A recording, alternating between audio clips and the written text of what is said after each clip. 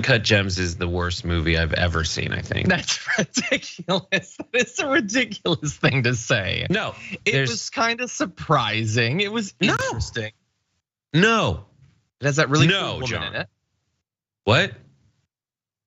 Why is it the worst movie you've ever seen? Wait, did you say a beautiful woman in it? That it had that really cool woman in it.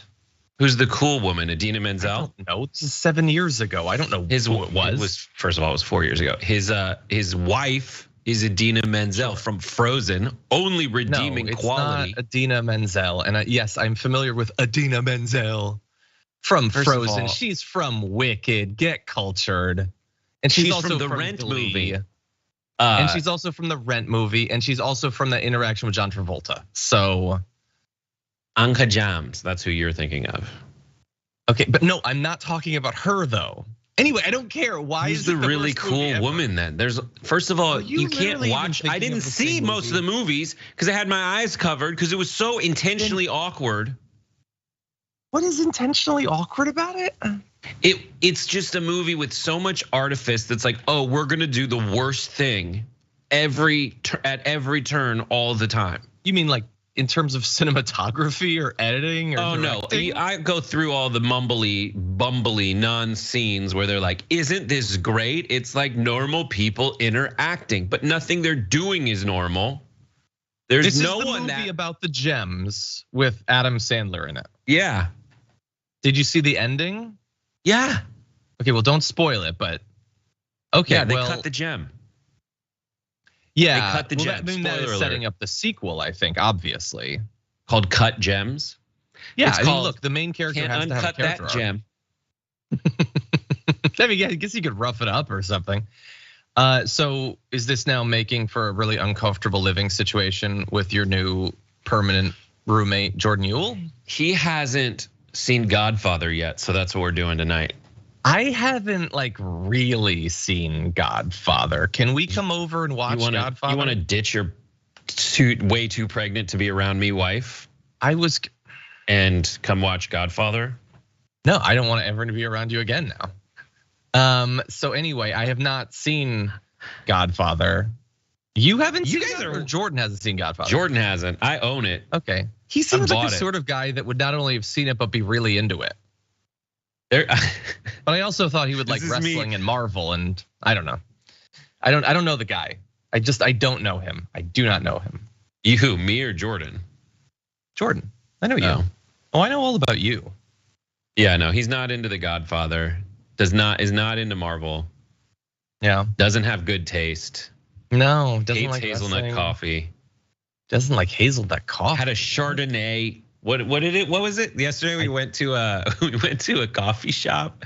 Yeah. And they always have like the little trinkets you can buy. We like buy he orders the coffee, looks over, and it's like they're all like, how to find God. Oh my God. We drank Jesus coffee. Do you think that Christianity would be more popular if instead of wine, Jesus had espresso blood?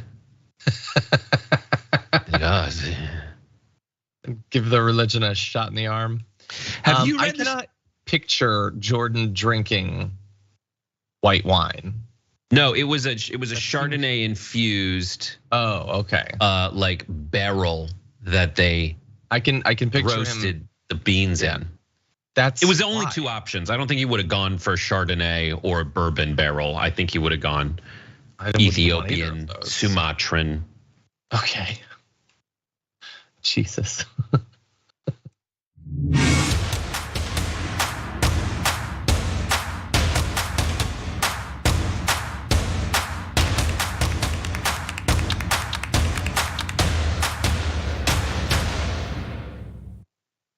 Good morning and welcome one and all as we close out the week here on the Damage Report with me, John Iadarola, and the host of the Happy Half Hour, Brett Erlich, who I am just now starting to talk to.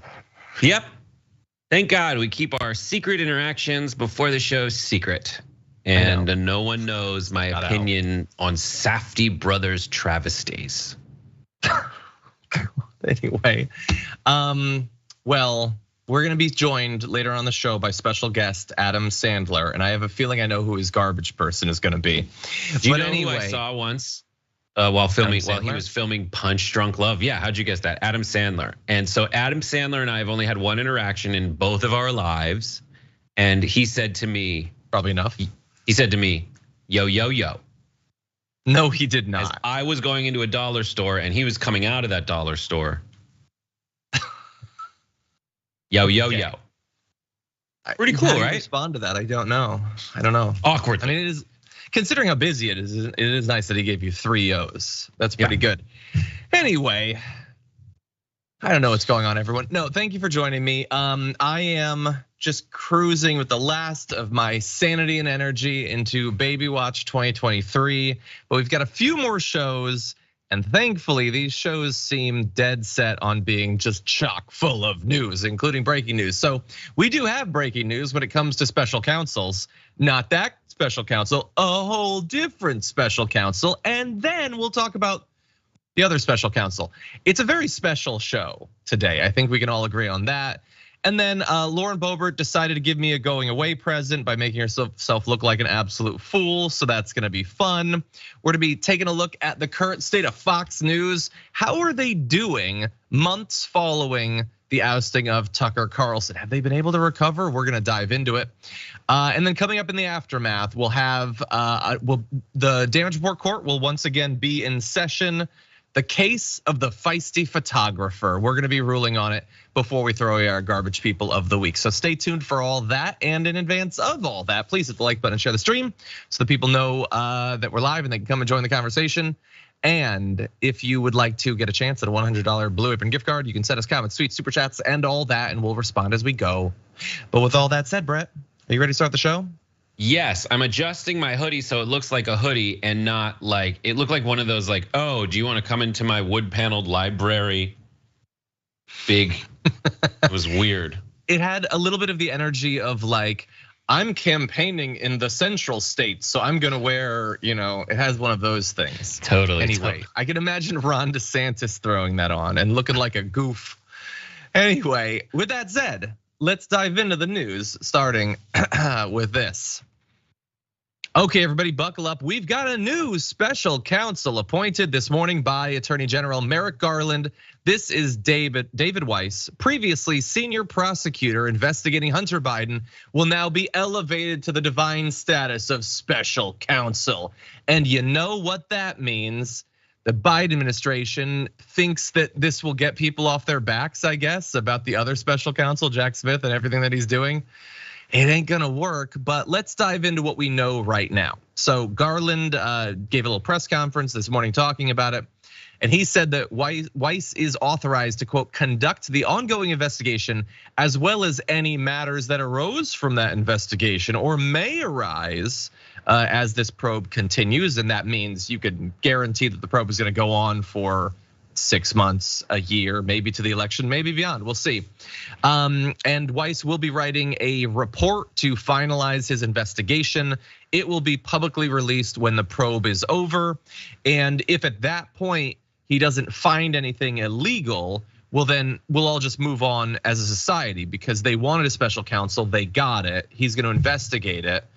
I mean, the Republicans won't have anything to complain about because this is what they actually wanted. Now they got it. So, what are they gonna do? They're not gonna move the goalposts. The goalposts are planted in the ground. How would they move?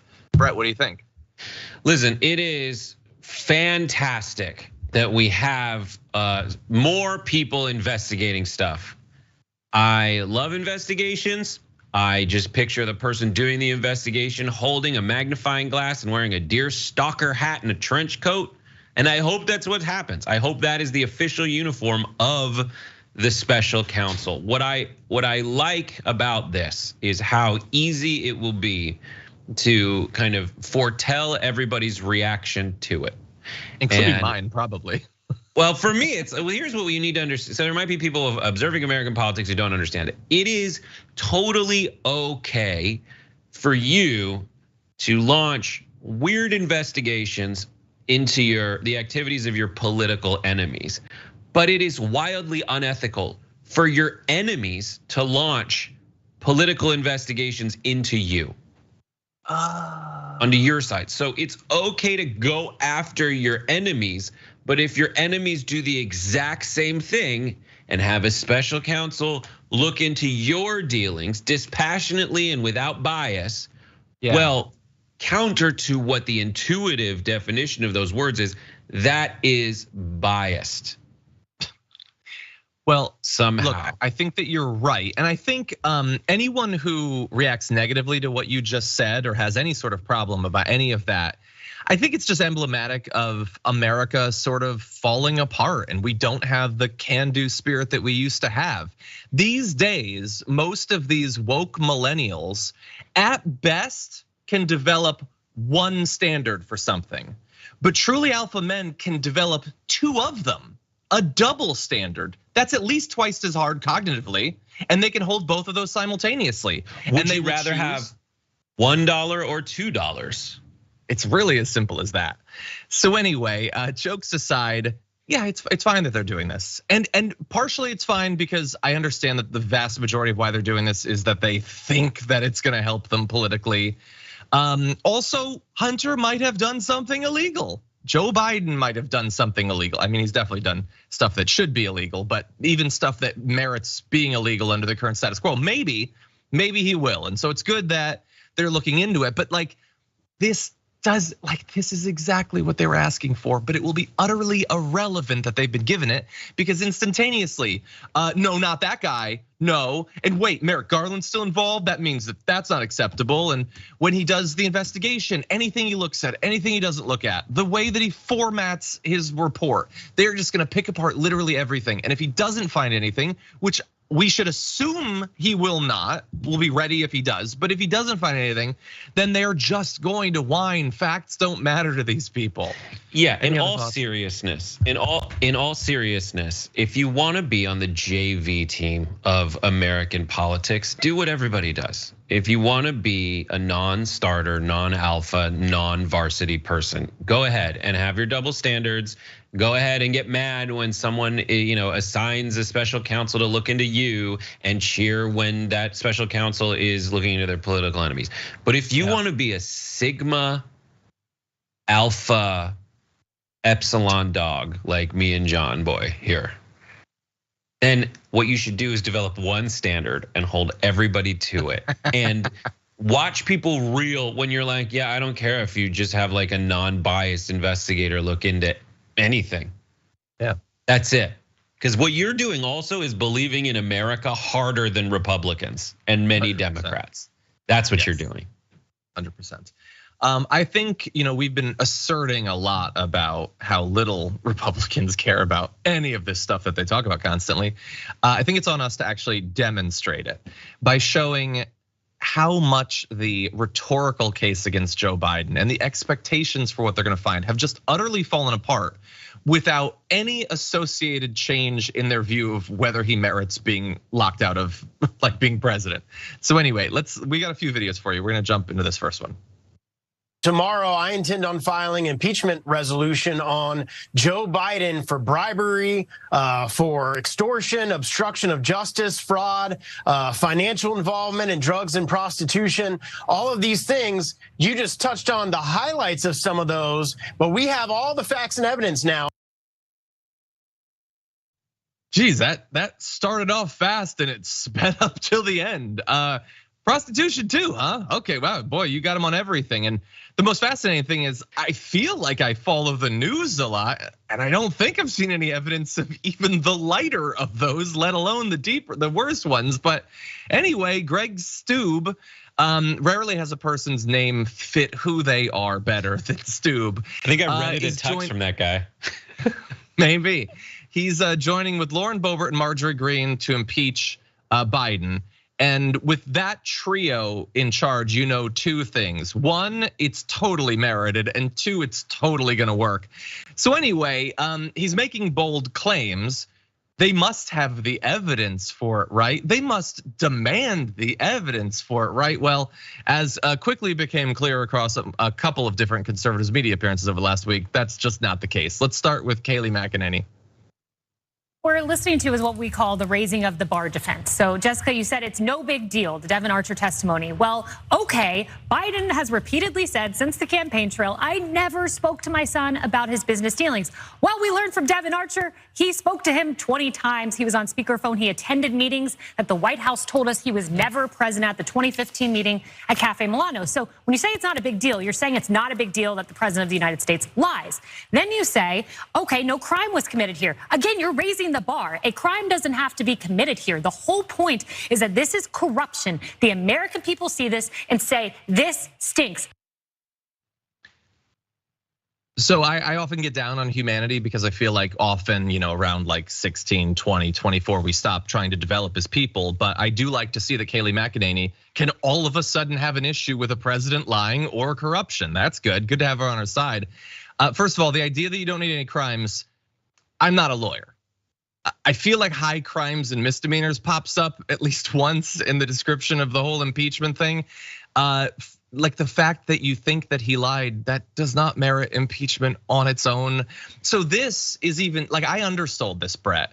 We're gonna get to people who are like, nah, we don't really need evidence of the crimes. She's saying we don't need the crimes. What do you think? I love that. If that's the case, then great. You can impeach every president who's ever been president because you don't like them. They're just sore that Donald Trump asked for personal political favors and as leverage threatened to withhold aid to a foreign government, doing real America stuff. He held over the head of somebody that he just wanted personal little petty stuff for him. And so that seems like a real crime. What Joe Biden has is like a crappy kid. And that's like the thing that most Americans with kids can identify with, is they had a kid who's like, come on, daddy, please, can I have the money, please, thank you. And he has to deal with that. Yeah. So it's obvious, she already tipped her hand. All these folks that were already like working for Trump and the folks on MSNBC who were working for Biden and George W. Bush, they already told us whose side they're on. Why are we looking to them for like dispassionate political analysis? Yeah, 100%. I have a thought related to what you just said. I want to play just our next video and then we'll get into it. Let's do this. There's a lot of talk, Dana, about like, did Joe Biden do something affirmative for, say Burisma? Like, was his using of his influence to get the prosecutor who was looking into Burisma fired, was that as a result of the payments that the Burisma people were making into the Bidens? That's all very interesting and it ought to be investigated to the ground. But the nature of the business here was Biden's political influence and the idea that it was a commodity that you could have access to, not that he necessarily had to do anything affirmative, but merely by having access to and connection to the very powerful guy. That is just so amazing. So first of all, again, the person was not looking at Burisma. Why am I fact checking this? Like, they fired him because he wasn't. What's the point? We've known this for literally years. It's irrelevant. They're literally never going to admit that that is the case, but whatever. So he said, it isn't that Biden did anything. It's just that he has power. And in theory, someone could have access to that. We're not saying that anyone did because we can't prove that anything happened.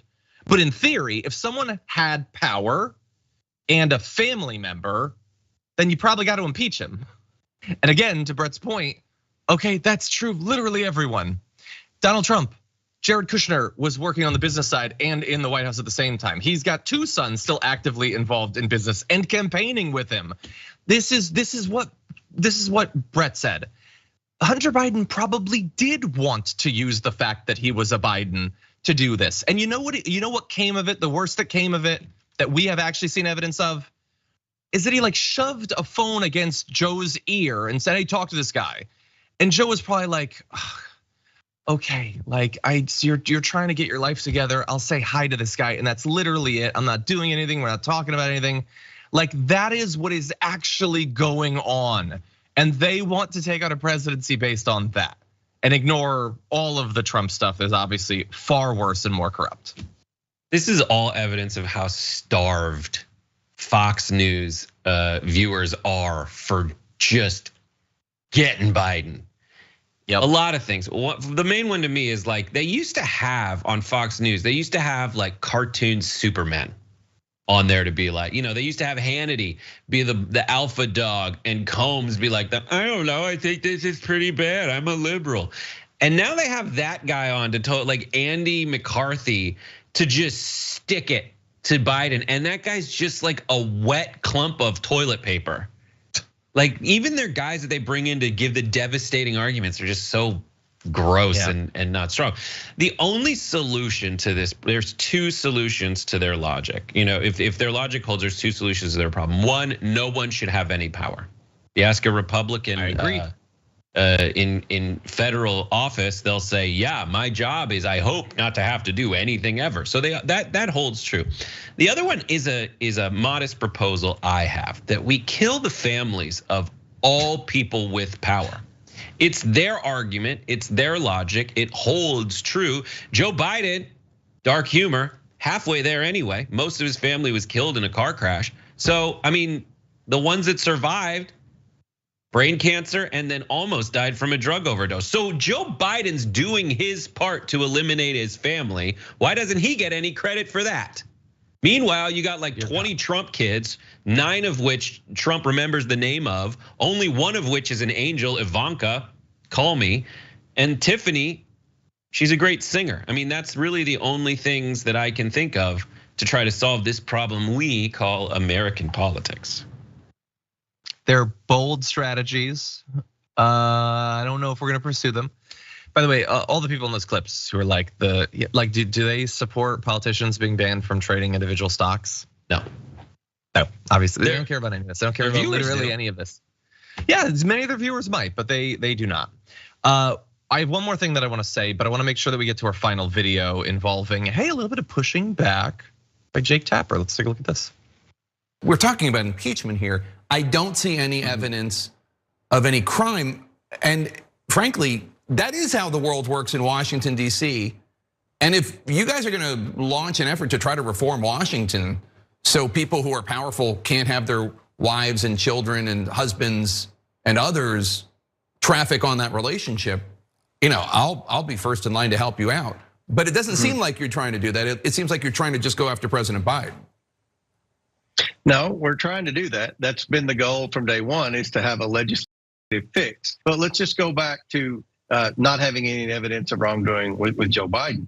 Look, 6 banks by Joe Biden, family not like it certainly there's sleaze. There's sleaze there. I'm saying, what did the president do wrong though?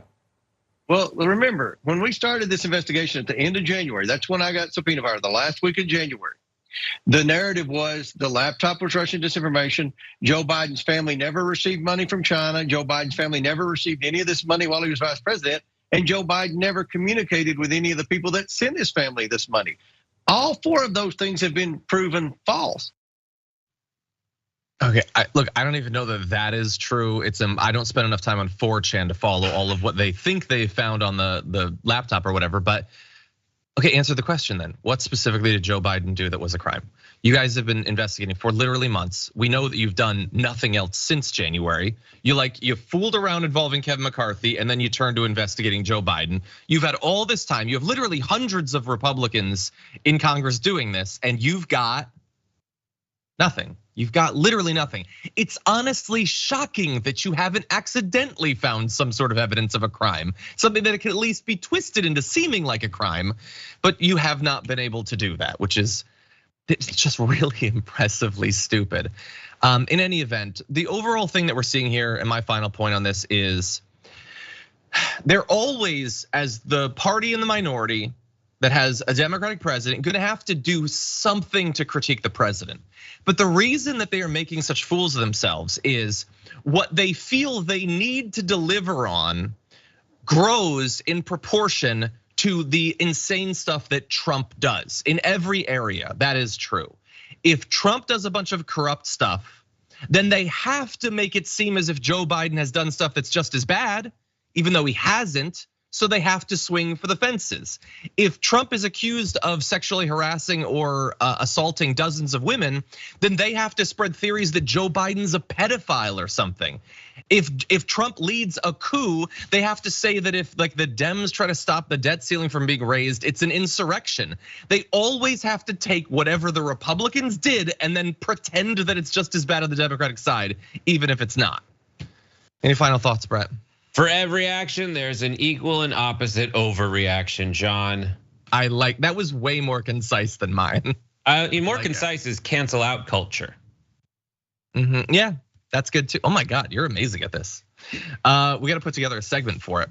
Can I give you just one more thing before we go to break? I apologize, I don't know which producer threw this in here, but I predicted naively, like a radical commie lefty, that the right wouldn't be satisfied with David Weiss being appointed as the special counsel. Well, now we've got a tweet from Jim Jordan where I'm sure he's very happy about it. First, David Weiss said he didn't have the power he needed and wanted special counsel status. Then he said he had all the power he needs. Now he gets a special counsel status because he didn't really have the power he needs. Something's not right. I agree, something is not right. Dear God, thank you for putting that up, Brett. What do you know? They found a way to not be happy with getting exactly what they asked for. Brett, any final thoughts? No, because I can't find this thing to make it disappear. I know. Nope, that was me. Brett's now invisible for all time. That's a shame. Anyway, we're gonna take our first break. When we come back, we're gonna be checking in with the other special counsel who has perhaps even more of a bombshell for us. So don't go anywhere, we'll be right back.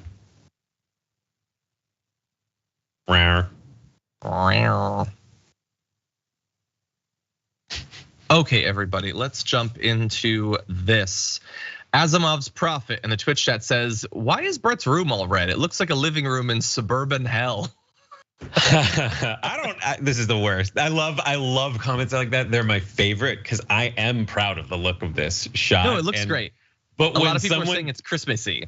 My wife has this one friend who's traditionally been able to say like one thing about all the guys she's dated, that my wife has dated in the past, to just ruin it. Like, he looks like a llama, like that kind of stuff. She hasn't said it about me yet, thank God, but I just like that power is so strong. Yeah, but just know that no matter what you do, you cannot match my favorite comment about me ever when I used to have long hair. And it was Ashton Kutcher called, he wants his 1997 image back. Oh my God. Anyway, over on YouTube, Joseph Murphy, still a tier 1 member, thank you for that. Stephanie Sanderson became a member, thank you. And since I'm going to assume that you're related to Brandon Sanderson, I could use the help in pushing my original fiction, so have him call me, please, thank you. Beverly Berry sent a comment that says, hi guys, John, is baby Raina here yet? I'm here. Do you think I would be? No, I know you're just asking, it's very nice of you, but no, she is not here yet. If she is, I will not be. Let me just tell you something. John has been talking about a coming child the way people who have children talk about how tired they are.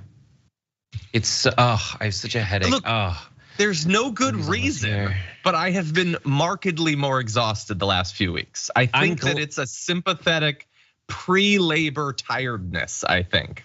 It's just like here, Arlene's gonna have to take care of 2 of you, is what it sounds like. I know, that would really be nice if she would do that. And she's not doing a great job, and I think she deserves more scrutiny for that. Anyway, I gotta respond to some comments because we got a lot. Jackson Kisling sent in a super chat saying, congratulations, DD. You're an excellent human, and any spawn should be so lucky as to have you for a dad. You'll do great. Love from Arbitrary Dragon. Thank you, very nice of you. Kevin Bard says, isn't there a bigger need to launch a special prosecutor against Clarence Thomas? I love that comment. I don't know that anyone is asserting that what he's done is like it seems like it goes against some of the disclosure requirements, but it's not like to the level of crime. It should be. That's the bigger issue, I think. Anyway, Cosmere Dragon says, that's funny, referencing Brandon Sanderson there. I have some important TDR feedback. On the Android YouTube app, to fast forward, you rapidly tap the right side of the screen. So when I skip the break before the aftermath, I have to spank the butt with my finger. LOL, much love. Oh God, I had no idea where that was going. Tell that to Brett. He's the one who made it. Mini Morpho made the original emoji that you're smacking. I got it. Okay. And thank you, Mini Morpho. The dark one says, 31 months of happiness with Brett and John over on Twitch. Thank you. Paper Dragons at 19. Thank you very much. The IT Dragons video for 32, coming up on 3 full years. Thank you very much. Red Riding Hood is saying it's beginning to look a lot like Erlich everywhere you go. Talking about your background. To look like Erlich. It is. Dragonpool says the hottest Christmas came Mike Erlich Friday this year. ever. Nice. What do you mean? Oh, that's pretty good too, actually. Thank you, Dragonpool, for your comment. I don't know what you're referencing about hot mics or anything, but thank you. Yeah, that's weird. Zen Dragon, member for 3 months, says, where is the Jared Kushner investigation? I mean, $2 billion given by the Saudis. We should be investigating it. I think the Sovereign Wealth Fund of Saudi Arabia should be looking into it because they advised him not to do it and it got pushed through. Why exactly is that? Anyway, lots more comments to get to, and we will. But first, this. Ew. Okay, everybody, we're gonna jump into more news. Please hit the like button if you haven't already. I'm gonna read one more comment. Alexa says, thanks guys, it's Reyna, sounds like House of the Dragon. No, like it crosses over House of the Dragon, it crosses over Star Wars. It was just, when I found it, I was so happy. Anyway, with that said, let's talk about some serious stuff, everyone. So prepare yourself for this. The special counsel Jack Smith has set out an incredibly aggressive schedule for prosecuting former President Donald Trump. He wants the premier trial, the January 6th attempt to overturn democracy trial, to begin on January 2nd, and maybe even more shocking, to last only 4 to 6 weeks at maximum, meaning that this thing could be wrapped up and we could get into sentencing before Super Tuesday. So not even just before the general election, before the Republican National Convention, but before like the most significant voting days. And obviously Donald Trump is not gonna like this, and we'll get into all of what everyone is saying, and he responded on True Social and all that. But the other Republicans, this kind of opens up a possibility that they could still regain the reins of their party if this is the schedule that we get onto. So Brett, what do you make of this move by the special counsel? It's just such like the key element of like what the like surprises in the election is just specter. The specter of the possibility that there might be something horrible that's just kind of looming over it. And that's why we see like a lot of other trial dates that have been set have been pushed back. It makes me feel icky to see like a really trial. fast. And to that, this would make this the first, thanks to those others being pushed back. Yes. Okay. And so it just makes me feel icky. I don't know why. Like my first reaction is like, it's kind of icky to have this trial happen before Super Tuesday. But you think it should happen after Super Tuesday when it's too late for the Republicans to potentially choose a different candidate? Sorry, I'm sorry. I'm trying to go for like talking about my feelings, but if you want to shut them down and be Mr. Logical Pants, you can do that. But sorry, no, speak your truth. But to speak my truth, I think that it makes me feel icky that just to go through the thought process, it makes me feel icky that it would happen before the elections, like certain very key elections. The way it made me feel icky when there was, the FBI director announced that Comey announced an investigation into Hillary Clinton before the election. It's just weird. I hate it. I hate all of that. But it is early enough, and they will follow the law, as I have to have confidence in the legal system. So I guess even though it makes me feel icky, I have to just say like, yeah, that's fine, do it. Early and often we have the right to a speedy trial. And just doing things that make you feel icky is what being an adult is. So you just watched me become a man, John. I'm glad that I was here for it. I was always hoping I would be. Yeah, look, I would say in terms of the Comey thing, like that was 6 days before the election, I think. Yeah. And it also meant that there is no way that we will know what's to come of it by the election. It just leaves it hanging in the air. Something hair. Anyway, this will be concluded. If Trump didn't do it, or if he is, found not guilty, it'll be before Super Tuesday that he's found not guilty. And he will then be free to the specter of at least this investigation with still a lot of time, months to campaign.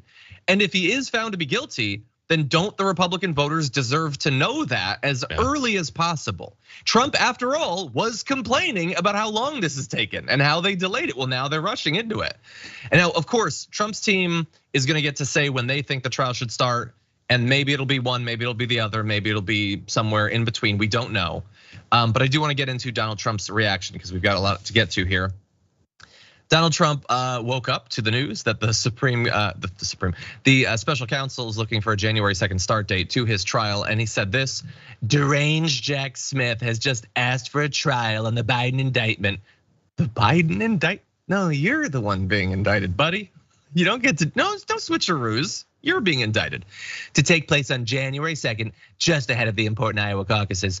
Only an out-of-touch lunatic would ask for such a date one day into the new year, and maximum election interference with Iowa. Such a trial, which should never take place due to my First Amendment rights and massive Biden corruption, should only happen, if at all, after the election. The same with other fake Biden indictments, election interference. So after the election, conveniently, when he could theoretically win and pardon himself preemptively. Before we comment, I just want to throw out just a couple of things that I think are interesting. They don't really matter, but they're interesting. He started off another bleat about this by saying, these fake indictments against me didn't come down from heaven. And I just think that proves that he has heard our criticism of him of not being sufficiently vigorous in pretending to be a Christian. So I think he's like trying to throw in stuff about religion. It's not really working. And then I just want to update in terms of his ability to craft awesome nicknames for people he doesn't like. I think we've reached the bottom of the barrel because he has this bleat about Mike Pence, and it's about how he never asked him to disregard the Constitution or whatever, I don't care. But he goes on to say he is under great pressure and getting very bad advice from Mark Long and perhaps some of his other advisors. Like, there's no reason why you would know who that is. The guy's name, do you know what his name is? This Mark advisor Short? Pence? It's Mark Short, and he decided to call him Mark Long. I hate to break it to you, John and President Trump. What? Long is usually a compliment. Oh, I'm aware. I'm fully aware of that. Is he complimenting this guy? It's like, so I don't like Pence, but Long is the best. Why is he calling him Long? It's just the opposite of the word. Why would you do that? This guy's so stupid. He's so long. What? What? He didn't call him tall. He called him long. His name is Short. Okay, you can call him tall if you're just trying to switch it up. He called him so long. Weird. I don't have an answer. It's so but bad, what do you think? Dude. Sadder than calling him Mark Long when his name is Mark Short is that there are people in this world who aren't just obligated to say, that's a brilliant idea, Mr. Trump. There are folks on Truth Social who are covered in Cheeto dust, just going like, well, that was awesome, thinking his name's Long. Way to nail it. People think that was a sick burn out there. You know what? I've literally never been logged into Truth Social, despite the fact that literally there's one page on Truth Social I've been to, and it says, because I'm not logged in, I can't see the replies. But I have to imagine in this case, even some of his fans must have been like, why are you calling him Long, bro? Whatever, we'll never have an answer. Okay, with that, we need to jump to more important news having to do with some of these legal issues. We've been waiting all week to find out what's going to happen with the protective order that Judge Chutkan has been considering since last weekend. And there's been all this back and forth. And finally today we have the actual hearing. And at least as of when we're broadcasting, we don't have a final idea of exactly what it's going to look like. But we do have some notable comments made by the judge and a few guidelines that apparently are going to craft what this protective order actually looks like. So first of all, she had said, the existence of a political campaign is not going to have any bearing on my decision. I intend to keep politics out of this. So the fact that you're campaigning and you think that means you can say whatever you want and break the law, that's not going to apply. We can still restrict what you say. She said that he does have free speech rights, but his campaign will have to, quote, yield to the orderly administration of justice. If that means that he can't say exactly what he wants to say about people who may be witnesses in this case, that's how it's going to be. And she also said that Trump's defense is conflating what your client needs to do to defend himself and what your client wants to do politically. Your client's defense is supposed to happen in this courtroom, not on the internet. And so strong words leading into the crafting of the actual standards. So I'm gonna tell you some of these standards and then give me your thoughts. So she said she sided with Trump on a couple different things. She said that largely what discovery info will be restricted, saying that he will only be prohibited from speaking about info that is deemed sensitive in this case, not literally everything having to do with the case. She did say that he will be allowed to review materials, but if Trump's attorneys aren't with him, he cannot have any electronics with him to record it, take pictures, or whatever. That means it'll just be him with the documents, and I can't imagine much will happen because that involves actually reading. Anyway, she also reiterated that his attorneys must review any notes he takes, implying that he's capable of writing, to ensure that it doesn't contain any personally identifiable information about witnesses. And that also implies that she doesn't think he'll remember the details. Only if he writes it down does he have a chance in hell of actually remembering the details. Anyway, she also rejected a Trump proposal that would let him release info if it otherwise becomes public. That's sort of like a nuanced one, but the idea is if it gets out in other ways, he's still not allowed to comment on it. A wise decision on her part. Brett, what do you think? I love it. My favorite part is the stuff about like him taking notes, because there's two possible. Like, I know that he can write because I've seen his like stupid scribbled notes before he takes to the lectern being like, did nothing wrong, perfect call. But I love this like scene I've crafted in my mind of him sitting down with the documents, violating brazenly the orders of the court. And he starts writing with his big Sharpie, and he very triumphantly gets up and walks out of the evidence room. And then it is revealed that the whole time he was writing, he was just signing his own name. over and over again. And over again. I am Groot style. But maybe the way he signed it reminds him of what he was thinking at the time, and he can tell the difference. But maybe, we may never know. We may never know. Yeah. Anyway, okay. Well, that I think has caught us up enough on all of that. And again, you won't have to wait. These developments are coming fast. Indictments out of Fulton County expected next week. We got the debate coming soon, and then we're off into the trials, perhaps in just a few months. With that, why don't we jump into another matter? This is a bit of a palate cleanser for the show. Let's jump into this. Clean energy manufacturing is going to happen in big cities and rural communities as well. Like in Colorado, where CS Wind broke ground on what will be the world's largest wind tower manufacturing plant. And coincidentally, CS Wind is Congresswoman Lauren Boebert, you know, that very quiet Republican lady. It's in her district, who, along with every other Republican, voted against this bill. And it's making all this possible. And she railed against its passage. But that's okay, she's welcoming it now. Look at Dark Brandon having fun with that at the end. That was like a kind of sinister smile. Like he was loving it. But I'm glad that he pointed out, because we see this with Republicans all the time.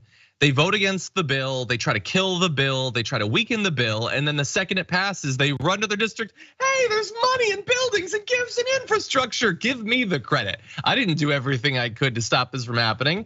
And in this particular case, it's not hypothetical. 850 new employees, they say, are gonna be hired as a result of what happened in this bill. And she did not want that to happen. She didn't want these bills to exist. And she did not want Dark Brandon to make fun of her. And I know that because she actually responded. Well, first of all, I'm glad that he's able to say what a lady is. And also, I'm anything. I'm sure that he wishes I were a quiet lady, but I am very loud about the destruction that his policies are causing our country, my state, and my district, especially with these massive land grabs that are restricting us from extracting this good, clean energy that we need to secure our country, be energy independent, and pursue energy dominance. Brett, what do you think? I love Lauren Boebert in every possible way, but not as much as I love the dude on the panel with her when she made her little lady jab, who I believe that is the ultimate cackle.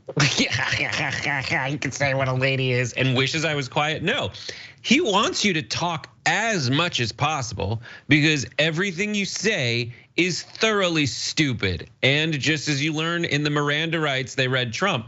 Anything you say can and will be used against you in the court of public opinion. So Dark Brandon's doing some great moves. He's barely gets the words out of his mouth. Don't think that is everyone's like, yeah, you nailed it, buddy. But he's still got that $1 billion smile. And he's been using people like Lauren Boebert's own words against him, the same way that there was an amazing ad where they just took Marjorie Taylor Greene talking about how much Biden has invested in American infrastructure.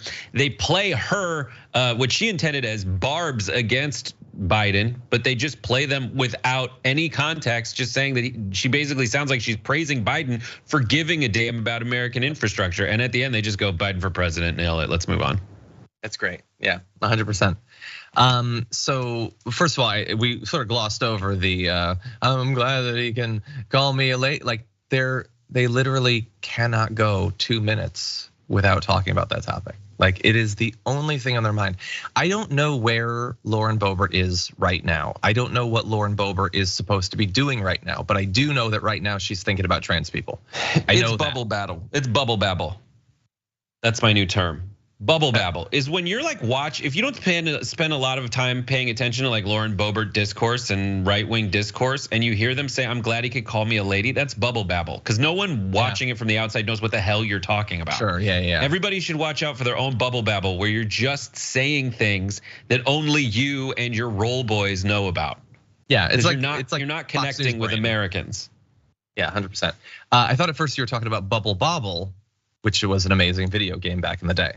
Yeah, it was. Anyway, I'm glad that those jobs are going to be there and that they're going to be making wind turbines. And hey, maybe at some point we can come together and be happy about the fact that America could take like the #1 role in producing the necessary infrastructure for clean and renewable energy around the globe. I don't know why you'd think that that's such a bad thing, you weirdo. But anyway, as Brett said, the court of public opinion is going to be evaluating all these statements. She should really be more careful. And I don't want her to be. I want her to be as loud as she wants to be, because I think it's going to hurt her. But I want you to bear in mind these headlines. Like she only won by 546 votes last year, which is less than the number of jobs that she tried to kill.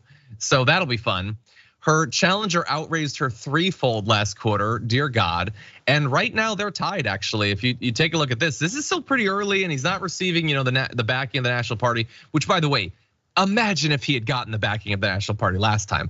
And I'm not even saying that this is like my favorite candidate or whatever, but it's the dude who got very close last time. He has a very good chance of taking her out next time. She might want to spend a little bit less time on Fox News and a little bit more time trying to reassure her base that she's not an out of touch, out of control whack job. But I'm not her campaign manager or whatever. Okay. Any final quick thought? Nope. Move on. Okay. Oh, look at you. You're the best. Anyway, we're gonna take our second break. When we come back, AI in campaign advertising. Some say it needs to be stopped, but will it be? We'll figure it out after this. Robot, dinosaur. Anyway, you never played Bubble Bobble on NES when you were a kid? I didn't have NES. I was a Sega Master System youngman. Oh, I eventually got one of those. No, Bubble Bobble's great. Master System? You got a Master System? I had a Sega. You played Alex Kidd in Miracle World? I don't know what that is. No, you played Sonic. Sega Genesis. I played Kid Chameleon, another awesome game. Anyway, this is like our parents talking about Pong. It is indistinguishable from that. Anyway, okay, with that, let's respond to some comments because we got a lot. So keep it tight. Jeff Raywell Stewart says, John, Wednesday bonus episode where you kept offering help to the airport dog story had me rolling. Aside from that, you are still the best. Congratulations, we'll miss you. Thank you. I was having a lot of fun trolling Hannah on that. Brett, did you hear about our idea for a bracket? I was doing work and Kate was like, they're giving you gold, Brett. And that so is the best bracket for you. Jordan came on. Jordan and I had a spa day on Happy Half Hour. For those of you who are members, you can go back and rewatch it. We did these cucumber eye masks. Oh my God. Together. Yes. They're fake cucumbers. And yeah, we kind of discussed, but did not do a battle bracket over who brought the least amount of sexual pleasure to other human beings. Don't word it like that. Jesus. That's how Kate worded it to me. What did you say? Oh, okay, I don't remember, but something. You were just in the throes of passion and you can't rember. I understand. Don't word it like that. Swedane Dragon gifted 5 memberships over on YouTube. Thank you, Swedane Dragon. Swedane Dragon might be trying to bring them back after what we just talked about. Thank you. Cloud Dragon also gifted 5 memberships. Thank you so much. Aaron says in the YouTube chat, maybe TDR should make a fun episode. First of all, that as a sentence is just an amazing burn on its own. It's horrible. But anyway, goes on to say, pretend to be a right-wing channel and going full in, mockery extreme. It's from what we talked about in the first block. I like that idea. But that's basically the Colbert Report, which I still miss to this day. I saw a live taping of the Colbert Report way back. I miss that show. That was a lot of fun. Okay, Courtney Morrison, thank you for being a member over on YouTube, much appreciated. Kai says, congrats, John, on your amazing blessing, and you'll definitely be missed while you're gone. I'm sure Brett will hold down the fort for you. Thank you, he will. And by the way, just to be clear, I tweeted, the damage pre-port is on hiatus for Baby Watch. Pre-port, not report. The report is continuing. I should probably take down that tweet. We're gonna be having Brett, he's gonna be around, and we've got Francesca, and we've got Rayvana, and we've got JR, and we got a lot of awesome people who are still gonna be doing the show every day, same as always. So keep tuning in and show them support. Okay.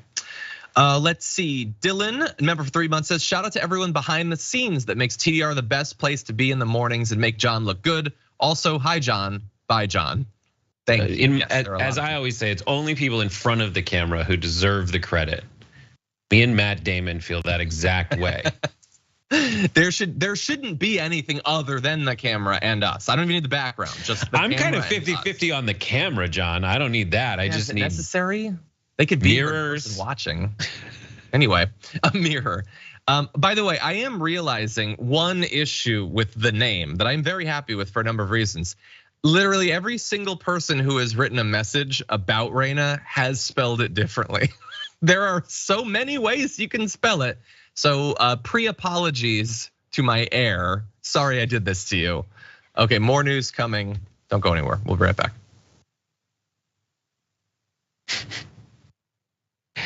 It's Reina. Okay, everyone, let's see. Got a little bit more news to talk about. If you're just joining us now, hit the like button and let's talk about this. There's been a lot of pressure for anyone to do something about AI in politics, specifically in campaign ads. There's a lot of other areas where it's gonna cause a lot of chaos, but just focusing on, can we stop candidates from using artificially generated materials in their ads? Well, the FEC has now voted in a meeting to open up a petition for how they should regulate that. And so there's going to be this period where people can potentially weigh in. It was caused as a result of the advocacy of Public Citizen, who does a lot of great work. We often cite their work on this show. They're saying that the commission needs to leverage their authority to punish fraud by creating rules banning candidates as well as political parties. I would go broader than that to PACs and stuff too, but okay. Using AI to misrepresent their opponents. And if you have not been following politics recently, you may think this is a totally hypothetical thing. It very much is not. Let's jump into a couple examples. This just in, we can now call the 2024 presidential race for Joe Biden. My fellow Americans. This morning, an emboldened China invades Taiwan. Financial markets are in free fall as 500 regional banks have shuttered their doors. Border agents were overrun by a surge of 80,000 illegals yesterday evening. Officials closed the city of San Francisco this morning, citing the escalating crime and fentanyl crisis. Who's in charge here? It feels like the train is coming off the tracks. That was an ad that ran against Joe Biden, obviously. None of those images are real, and it's an amazing tell, I think, when you can't run against what's actually happening in the country and you have to make up a hypothetical apocalypse to run against, but whatever, that's what they're doing. To be clear though, it's not just Biden and the Democrats that are being attacked in this way. Donald Trump was also a target of one of these sorts of ads. I opened up the governor position for Kim Reynolds, in which she fell behind. I endorsed her, did big rallies, and she won. Now she wants to remain neutral. I don't invite her to events. Now, that is admittedly the worst Trump impersonation I've ever heard. It sounds like someone on like a bad radio station really phoning it in, but that was AI generated, and he did not actually say those things. We also had, of course, Donald Trump being, an image produced of him hugging and kissing Anthony Fauci. But I have a feeling Brett doesn't want to talk about that. He wants to talk about something earlier. What's going on? I'm just saying, like, if you watch your own show of your own Trump impression, it's way worse than that. Yeah, it's way worse than that. You are out of your mind. The voice sounded exactly like Trump. It just had the issues of like terrible. It was so bad. It was so bad. Anyway, I don't care. These are these moments where I'm like, John lives in an alternate reality. I wish he thinks that I lived he sounds like Trump, and that voice I sound color more of like that. Trump than Trump does. He wishes he sounded as authentic as I do. Anyway, just move on. Got it. Now I understand. It's popping up in ads left and right. What should happen? I think that listen, this is what's hilarious. You are allowed to brazenly lie about people in political ads. You are allowed to make crap up in political ads to a certain extent, but to make up images? This is just an extension of what already has happened in political advertising. I'm fine that they have drawn a line somewhere, but it's just comical that they're drawing it here. And by drawing it here, they're saying, listen, I'm okay with how stupid Americans are in their estimation. But they are too dumb for this. Americans are too dumb for this. They can't look at something and realize that it was a deep fake.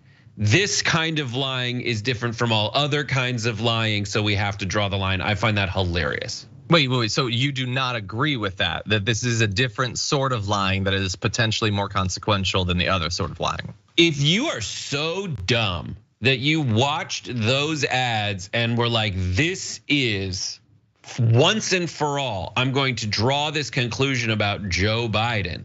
Yeah. Then you're an idiot. Well, yeah, but I think that you're probably describing like tens of millions of Americans. Like the image of him hugging Fauci, they definitely, a lot of people thought that was real. Honestly, so here are various pitches I've had throughout my tenure as a human being. One, it's very similar. On Us Weekly, when in Vogue magazine, they have to do a little inset photo of what the person looked like before makeup. This in AI, they have to show you the face of the person who did the AI giving 2 thumbs up and drinking a big soda. Like those are the kinds of things that Brett's America features. Something that ridiculous is like, listen, and it says if you bought this, you're a moron. Well, my fear is that is a problem that we have. I will just say, I think that like claiming that someone had an affair is very different than producing a fake image of them supposedly in the middle of an affair. Like hearing someone say something is a very different thing than it having been written down. I think that they're doing this for a reason, and the reason is because they think it will be more effective. Oh yeah, I'm for that. And that's why my pitch is to have like the world's biggest, most comical, more incriminating than the thing you purported to be true disclaimer on this screen. Sure. I like Harvey did this, and Harvey's like, yeah. Okay, who's got 2 thumbs and is trying to make democracy outdated? Anyway, the petition, by the way, you've got 60 days now to comment if you want to about this before it hits the Federal Register. They're gonna go back and forth. Even if they come up with some sort of regulations, it's probably gonna take literally years. So buckle up for the 2024 election. Okay, with that said, let's jump into one more story. We know that as soon as Fox News booted Tucker Carlson out their front door, it was gonna hurt them in the ratings. But the idea, at least given by Fox News, was that it might not be a permanent thing. They will restructure, they will elevate other talent, they'll bring in new people, and they will recover. Well, it's now been a little while. Have they actually recovered? Media Matters looked into it, and they've produced some interesting news here.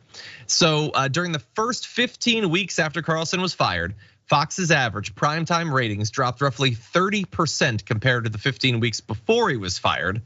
Average primetime viewers in the key demographic, 25 to 54-year-olds, dropped over 45%. That is very significant.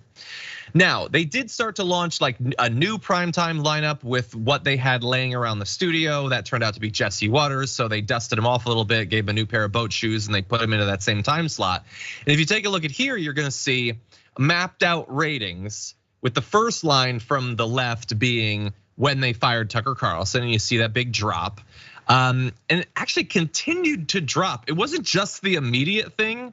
I guess some people were willing to give a chance to what replaced Tucker Carlson, and they found even that to be frustrating. So then they did their new primetime lineup, and it started to go up, even in advance of that actually. But it is still notably lower than it was before Tucker Carlson. And honestly, if you bring up this is the key demographic. It's even worse a little bit. Like they're not reaching anywhere near those peaks. They've recovered about half, it looks like, of what they lost, which maybe is a win from their point of view. But Brett, what do you think? What are you talking about? What are you talking about?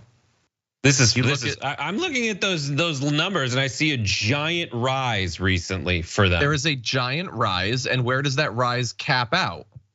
It caps out 100 to 150,000 viewers lower than what they were at before. I mean, look, the numbers jump around. Obviously, no. You went through a PhD program. You know that line is decreasing a little bit as Tucker is doing his thing. Then, and here's what happens. This is my point. My point is when you make a change like this, a lot of people say, "Oh no," and then they throw their table. They turn their table and they're upset. Then they look around. They're bored. There's no other game in town besides watching like Newsmax and like RSBN, and then they come back. This happens time and time again. When they introduced the Facebook feed, everybody lost their marbles, and then they were like, "You guys are evil," and then the usership went down, and then it recovered. Yeah. X is gonna be the same thing. It really sucks, but that's really what's gonna happen. That is, and the thing you should get mad at is capitalism and billionaires having enough to invest in their corporations that they can weather most storms. Storms like this one. That happens all the time. You're looking at those numbers. I see a reaction and then a recovery. I hate Fox News, but that's what I see. Eventually, I think if you're talking about recovery, meaning reaching where you were at before, it could get there. And I don't doubt that something like what you described will over time happen. I'm just saying it hasn't happened after months. They're 50,000 down from what I would say their average viewership was under, what's his name? Under I do not think it is 50,000. Anyway, we will check in again. 200,000. Fine, if that was unconvincing to you, I want you to take a look at the other side of this, which is the experience of the guy who got booted. That would be Tucker Carlson. Here are his views on Twitter. Take a look at this over time. This is graphic 6, by the way. You can see his announcement hit 137 million views, which is definitely an accurate count. 137 million people definitely watched that. The latest episode is 8.6 million.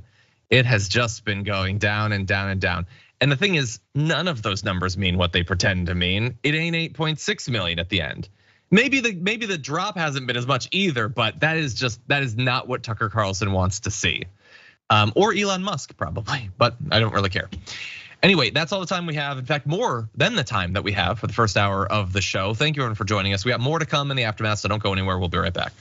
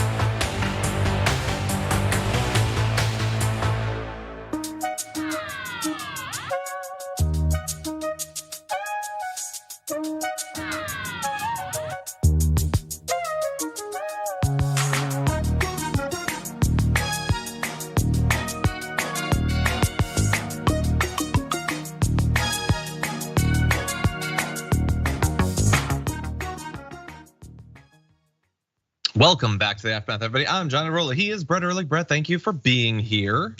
I briefly saw Brett and Jordan in the same box on my screen. That was a weird experience, but I enjoyed it. By the way, there were a lot of comments coming out of Brett's vicious attacks against me. But Sonic Screwdragon says he's out of line, but he's right, John. It's just so weird that you look at that graph as an amateur statistician. That's not what I'm talking about. And again, it was like a 30% drop even at the end. I don't know how that's not enough for you. You're so hard to satisfy. In terms of seen stats. it so many times, it's on its way back up. They said that after Bill O'Reilly, and then they had Tucker Carlson. You want to have a bet?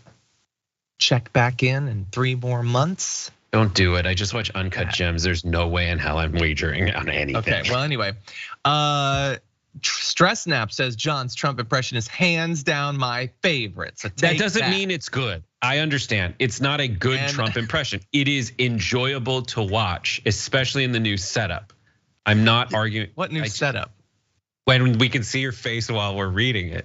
Oh, sure. Well, I have not even thought about that actually. I did not realize that was happening.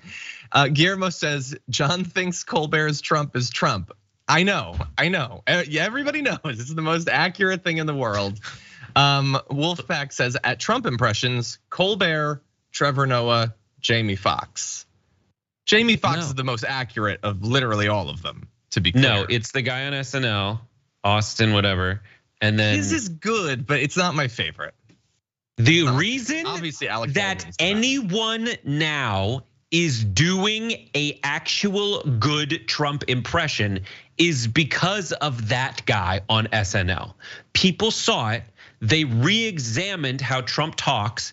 He was the first person to be right about it. And when you see people, and Jamie Foxx is superhuman. He's like the most annoyingly, fantastically talented human being on the planet. I love him.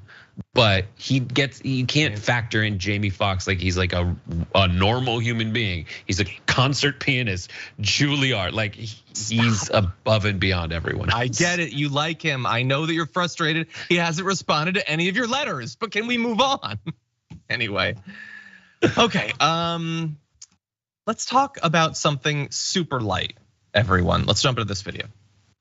We saw the vote in Ohio, and I will tell you that if you look at Doug Mastriano and Tudor, even your race, I would argue that people that have very restrictive views on abortion, unlike say Mississippi has 15 weeks, that was the Dobbs decision. That anything less than that, the fear among many conservatives is this will chase away many suburban voters. That is Sean Hannity, a guy who obviously has been in favor of these sorts of restrictions for as long as he's been on TV, seeming to actually be able to look out at reality and accurately read what is happening and then translate an accurate view of reality into what the behavior in the future should look like. And that is amazing. I don't think I've ever seen that on a show before. Not everyone is gonna be able to keep up with him in that respect. And to that end, here's Mike Huckabee. Do you agree with that, Mike Huckabee? I do not. I think the problem is Republicans have done a very pitiful job of explaining that the difference is we want to protect life. Democrats want to take it right up to the point of birth. They want to butcher a fully developed child. We've got to take it to the Democrats. Quit playing defense. Let's be clear about what we stand for. And it is that every human life has worth, value, and there's no such thing as an expendable or disposable human being. Oh my God, I have to say that as someone who, I believe that people should have autonomy over their body, I'm a little bit worried about this new strategy that Mike Huckabee laid out, where you would say that we like life and they're killing life. It's never been tried before in the 70 years that they've been trying to do this, Brett. What do you think of this bold strategy? My favorite thing in politics right now is what Hannity's trying to do. Because everybody knows he's right. Everybody knows he's right. 100%. And it's not just Hannity that has to do that. It's a lot of people that have to do that. It is the most, and Mike Huckabee is the absolute embodiment of the other side of that. And then there's a third way. The third way is to just lean into the thing that gets people to talk about it. And so if you are, what ended up happening, I think the difference is before the Dobbs decision, the Republican pro-life thing or whatever was on the outside of the discussion, and people are more motivated to fight for it. But once they catch the card, the people who were most motivated to vote on that single issue already won. They don't have to vote as much. And every other person, which I would claim are, all American progressives, decent, common sense, human being progressives in that way, believing in body autonomy, they're like, no, this is an insane position that Mike Huckabee is on, no matter how much he tries to sugarcoat it and message past it. And then you watch people like Hannity be like, listen, I'm gonna be on this show for the next year trying to find the right way to say this exact thing. And I will just, it's like a comedian playing the club so they work out their set.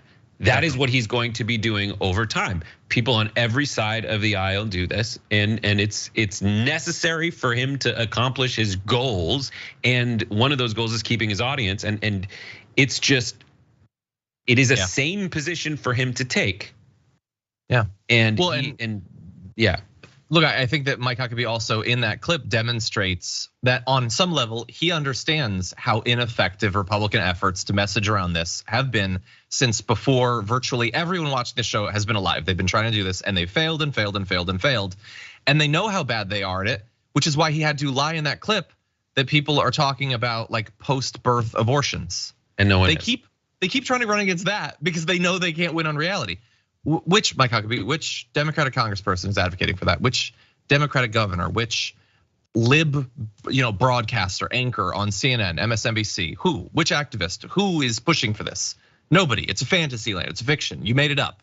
And even that isn't convincing, you're still not winning even with your lies. You know how bad it is for the Republicans, and this will be where we'll have to end this. Ann Coulter even gets that they need to back off of this.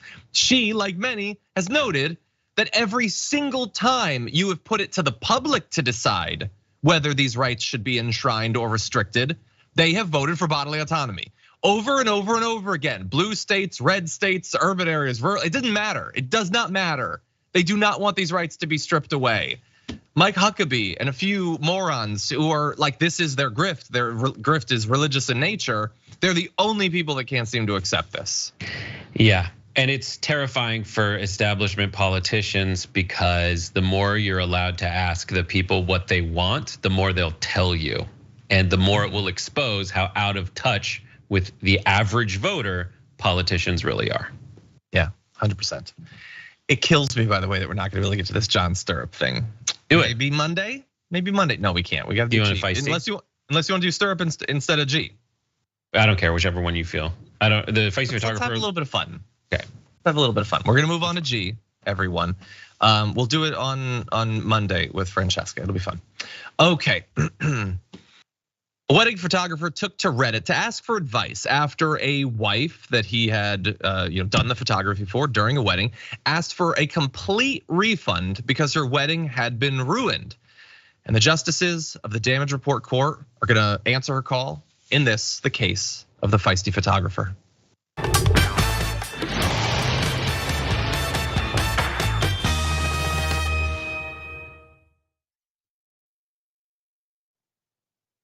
So we are going to lay out all of the evidence, including how the wedding was ruined. But first, you should know, and this is an important piece of evidence, that apparently the photos, the actual process of taking the photos and the photos as delivered turned out well. This is what Wedding Dude said on Reddit. My typical second shooter couldn't make it, so I found someone else online who I felt did good work. Anyways, her and I did the wedding and everything seemed business as usual. Photos were edited, delivered to client, all was good. Everything like a normal job up until that point. But then this morning, I got an email from the bride. She was asking a refund because the lady I had hired as a second shooter for the day ended up sleeping with her husband at some point after the wedding. And she also included photos from his phone to prove it. Insult to injury there. Now, this second shooter was not an employee of Wedding Dude. It was a private contractor sort of brought on at the last minute to fill a spot that was needed. And here is what the photographer said. I haven't responded yet, but what's the best thing to do here? She hired me for a job and the job was completed and the product was delivered. But I also feel like this would be as if I were a professional dog walker who walked a client's dog, then came back and shot it. Anyway, what's the best thing to do here? I really feel for this lady, but that's also a lot of money to have to give back for work that was done. And so should you issue the refund? Should you not? Justice Erlich, what do you think? You bless this bride for believing misguidedly that the only person in the world this guy would have cheated on her with was this specific wedding photographer.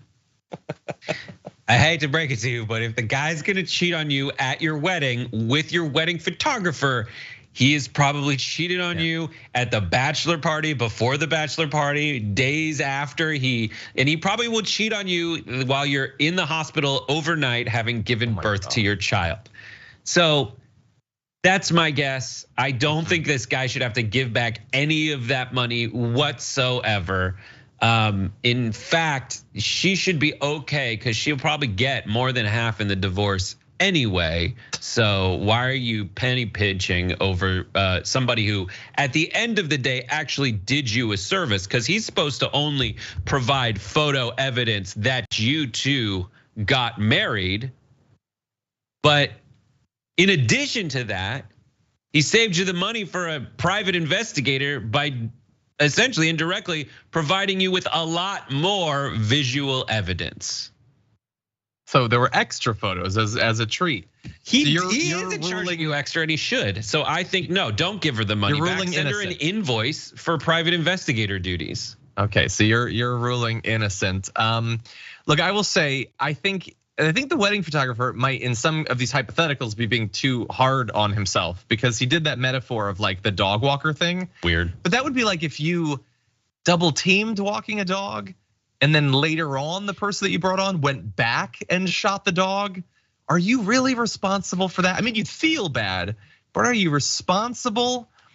But the issue is that this is not like a case that was brought to the Davenport court by the wife. It was brought by the photographer, which I think matters because I am not going to like lock up the photographer, obviously. And on a very real level, I don't think that you are obligated to give a refund.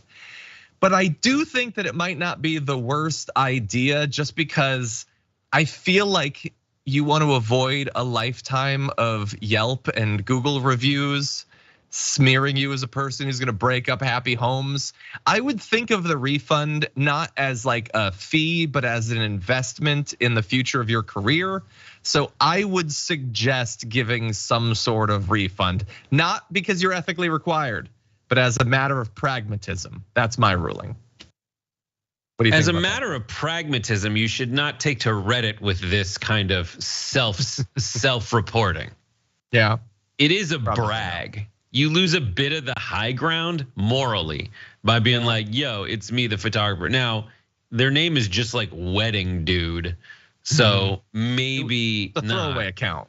But I just think it's an investment in a future business where you're kind of like a part photographer, part narc. Yeah. Trying to do undercover work, so to speak, John.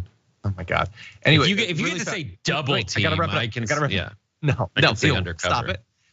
Someone is saying you're saying the photographer was responsible, John. No, I'm not. I'm not saying the bad reviews would be accurate, but I'm saying they would exist, and that's what you probably want to avoid. But it doesn't matter because in matters where the two justices on screen sort of tie in our rulings, we go to our Twitch audience and they have voted. 80% voted the photographer should do nothing. They have ruled innocence on the part of the photographer. So that would be our advice to Wedding Dude. Don't offer any sort of discount. This really or refund. This is not on you. Anyway, but I am worried about your reviews coming up. In any event, are we ready to do this thing? Okay. It's him and his on-screen screenshots. Okay. It's the end of the week, and so it's time to take out the trash.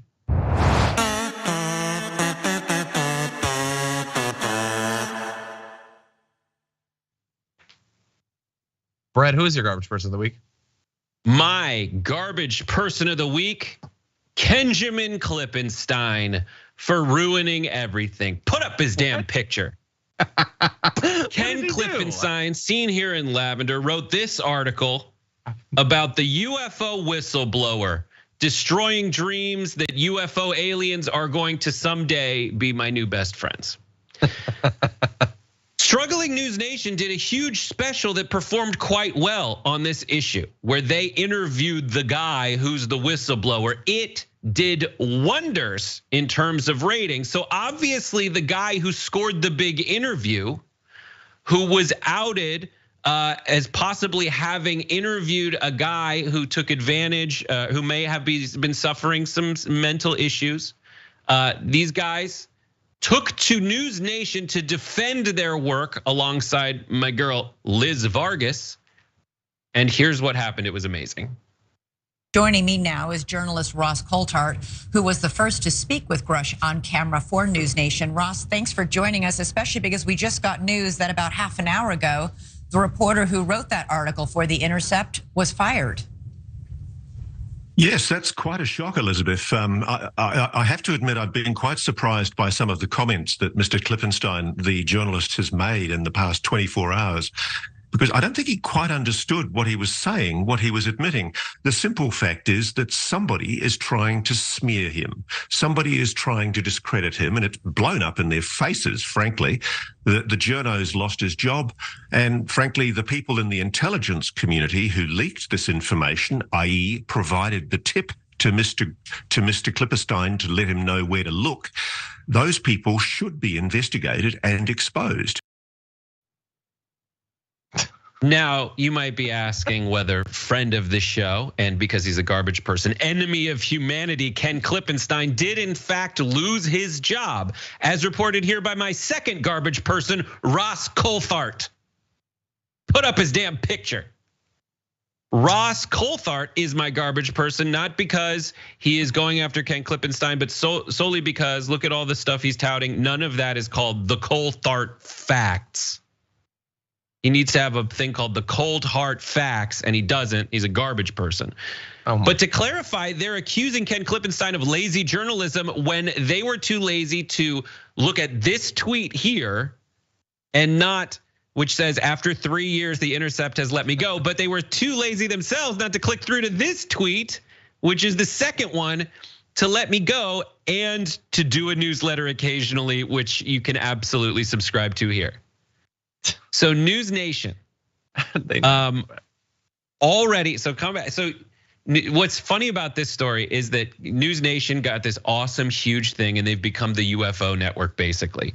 Ken Klippenstein is like, here's some more information about the guy who's this whistleblower who's telling you that UFOs exist and they're terrifying, and they're around. Ken Klippenstein's like, listen, you should know more about that guy. And then as Ken describes here, News Nation's top two stories are their false report that my story that I made was based on leaked documents, followed by their story correcting it. And now they're going to have to correct a third story by saying that no, Ken Klippenstein was not actually fired. He was trolling us and everyone, and he actually, they were the lazy ones. But my final garbage person, I have three garbage people, aliens. Aliens, put up their damn picture. Aliens who are obviously not ever gonna be my best friends. They're just evil beings who don't have the decency to make themselves known, but rather would let us tear each other apart, reporting and caping for whistleblowers. There you go. They don't visit, they don't bring pizza, they don't hang out and play board games. They're basically Brett and Brooke at this point. Anyway, yeah, that's a lot of garbage to go around there. How did they not click through and see it? So like, funny. How did, like, there is a law of the internet, which is if you exist on the internet long enough, someday you too will get clipped. Like, you don't know when or in what form, but you're gonna get clipped. Anyway, let's move now to my garbage. And no, he hasn't lost his job, everyone. He's not replacing me. He's totally fine. Whatever, he's gonna be fine. Go follow his newsletter. Okay, My garbage person of the week is here on Earth. Unfortunately, it's Representative Matt Gaetz, who is not why he's a garbage person, but who is going to be introducing the National Prayer in School Act, which I call the "this is obviously unconstitutional" act. But anyway, he says it is going to protect the right to pray in schools, a right that everyone already has, which is an indication that that's not actually what this is about, which you will quickly find out is true. So his bill gives everyone the right to sue if another person places any limitation on the ability of that person to engage in prayer in any school. Any limitation. And prayer is, of course, a very vague thing. So that's going to be opening ourselves up to some fun lawsuits if it happens.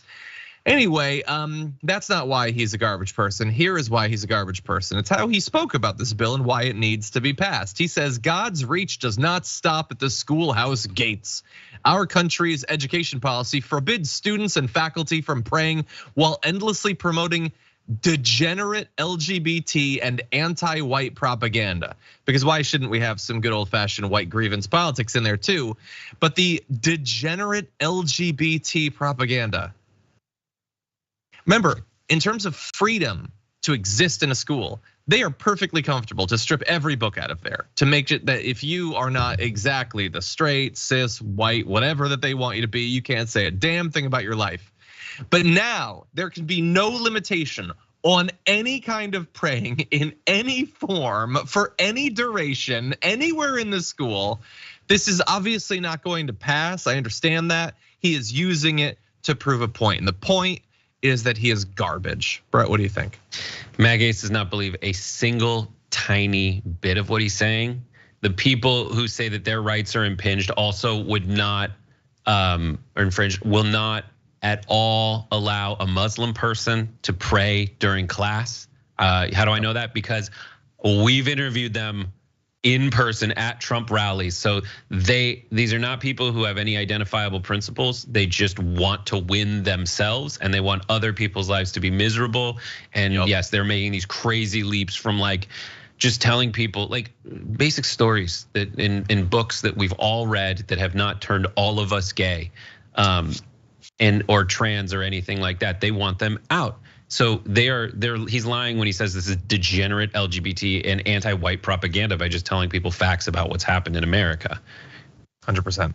And by the way, imagine if if you like say anything bad, like you're anti-American, but like if you just smear tens of millions of people as degenerates, including tons of conservatives, tons of registered Republicans are degenerates because they were born a way that you don't like. Fun. Anyway, those are our garbage people of the week, both human and alien. Here is the community garbage person of the week, which 50,000 of you voted for. Thank you to all of you. At number 5, we have 5% of the vote going to Rudy Giuliani for his vomit-inducing comments to former workers. Dear God, I had actually forgotten about that story. Absolutely devastating. Coming in at number 4 with 11% of the vote, you have conservatives, I guess all of them, for celebrating the women's soccer team defeat. Number 3 with 25% of the vote is Judge Eileen Cannon for ruling in Trump's favor again in Doc's case. I actually am not mad about that. It is so buffoonish, the levels to which she is trying to protect him, that it might actually result in her being taken off the case.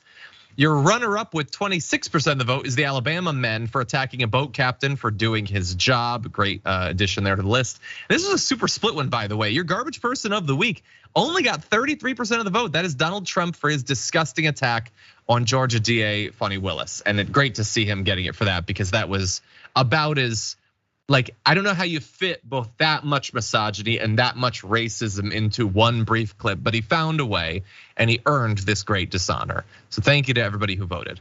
And thank you, Brett, for joining us on the show. Great to have you here. It was an honor, John. See you and your family later tonight for Godfather Night. Thank you. I will see you then. And for those of you watching, thank you for joining us throughout the week. There will be more damage report next week and on into the future. Don't worry about that. The pre-port is done for now. The report continues. I'm gonna be leading the first hour of the Young Turks later on today, so definitely join us then. But for now, stay safe out there, stay sane out there, and I'll see you soon.